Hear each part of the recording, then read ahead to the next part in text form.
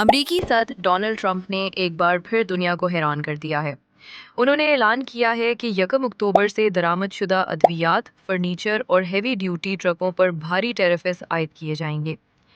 Branded ادویات پر 100% tariff لگایا جائے گا، کچن کیبنٹس اور باتھ روم وینٹیز پر 50%، صوفوں اور دیگر اپہولسٹری فرنیچر پر 30%، جبکہ ہیوی ڈیوٹی ٹرکوں پر 25% ٹیرف عائد ہوگا۔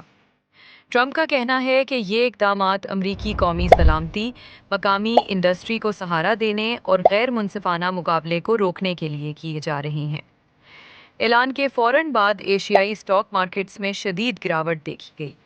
جاپان کا فارماسیوٹیکل انڈیکس 1% نیچے گیا، ہانگ کانگ کا انوویٹو ڈرگ انڈیکس 2.8% گر گیا اور جنوبی کوریا، چین اور آسٹریلیا کی بڑی بایوٹیک اور فرنیچر کمپنیوں کے حصص میں بھی کمی آئی۔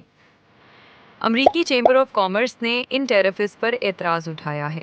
اس کا کہنا ہے کہ ٹرک درآمد کرنے والے بڑے ممالک جیسے میکسیکو، کینیڈا اور جاپان سب امریکہ کے اتحادی ہیں اور قومی سلامتی کے لیے کوئی خطرہ نہیں رکھتے۔